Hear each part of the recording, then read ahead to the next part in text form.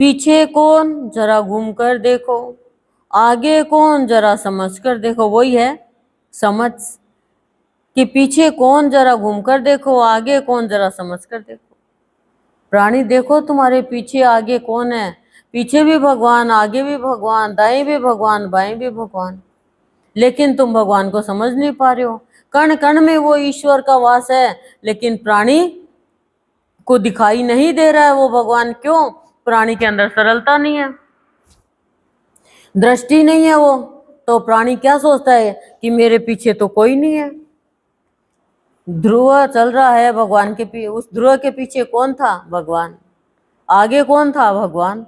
बचाने वाला, रास्ता साफ कर रहा था वो भगवान, नारद जी को भेज रहा है और भगवान रक्षा कर रहे हैं। कि इसके पीछे बहुत बड़ी शक्ति है जो बचा रही है, लेकिन हम नासमझ होकर के भगवान के ऊपर विश्वास नहीं करते हैं और सोचते हैं हम तो अकेले रह गए।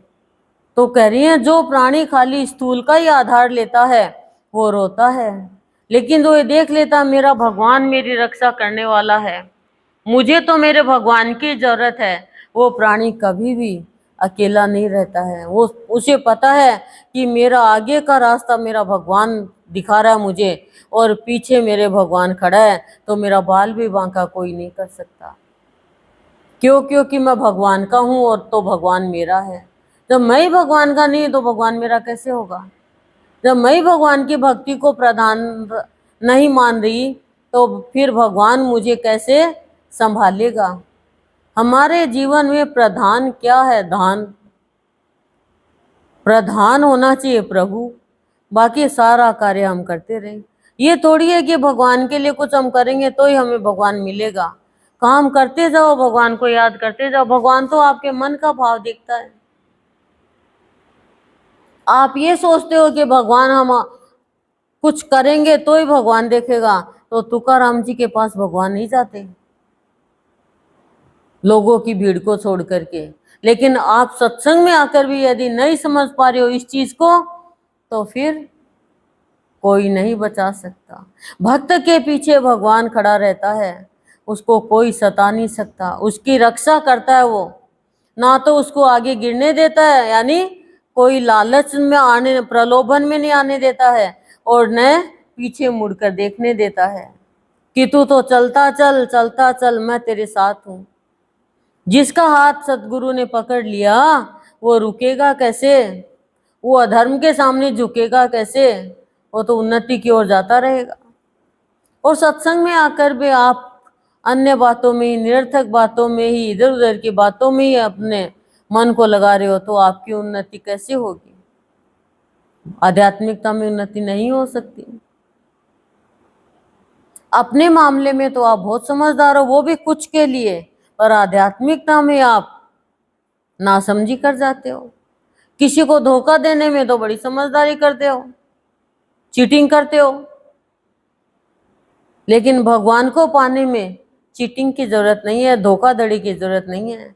वहां पे तो उत्साह की जरूरत है, उमंग की जरूरत है। देखना है स्वयं को, तो सदगुरुदेव कहते हैं भक्ति में, आंतरिक भक्ति में डूबना ही पड़ेगा, आंतरिक शुद्धि करनी ही पड़ेगी। भगवान के यहाँ कोई भेदभाव नहीं है, भगवान के यहाँ कोई छुआछूत नहीं है। भगवान तो सबको बराबर देता है, चाहे कैसा भी भगवान के सामने आ जाए, कोई भी भक्ति करे वो पाएगा, लेकिन भीतर में भाव शुद्ध होगा तो कह रहे हैं कौन है आगे कौन है पीछे। भक्तों के देखो, नरसिंह जी को कितना सता रहे हैं, प्रहलाद को कितना सता रहे हैं। हिरण्यकशिपु कह रहा है कि कौन है जो इसको बचा रहा है, मीराबाई को कौन बचा रहा है? आगे पीछे भगवान है। भगवान आगे पीछे, जैसे एक बच्चे के आगे पीछे माँ घूमती रहती, निगाह रखना इसकी, निगाह रखना इसकी, ये गिर नहीं जाए, ये गिर नहीं जाए, ये कुछ खा नहीं ले, ये सीढ़ियों पे नहीं चला जाए। ऐसे ही भगवान संत को भेज देते हैं कि मेरा भक्त है, अब तू इसको बना, भक्ति में हीरा बना, अनुराग की भावना जागृत कर, मैं इसकी भक्ति से संतुष्ट हूं, अब संत तुझे सौंप रहा हूं मेरे बच्चे को। तो तू इसकी निगाह रखना, ये कहीं माया में नहीं फंस जाए, कहीं प्रलोभन में नहीं फंस जाए, आगे पीछे इसका ध्यान रखना, कहीं अपने नाम में नहीं फंस जाए। दुनिया नहीं समझ पाती है भक्त के आगे पीछे कौन रहता, सबके पीछे आगे पीछे रहता है, लेकिन कोई मानता नहीं है इस चीज को।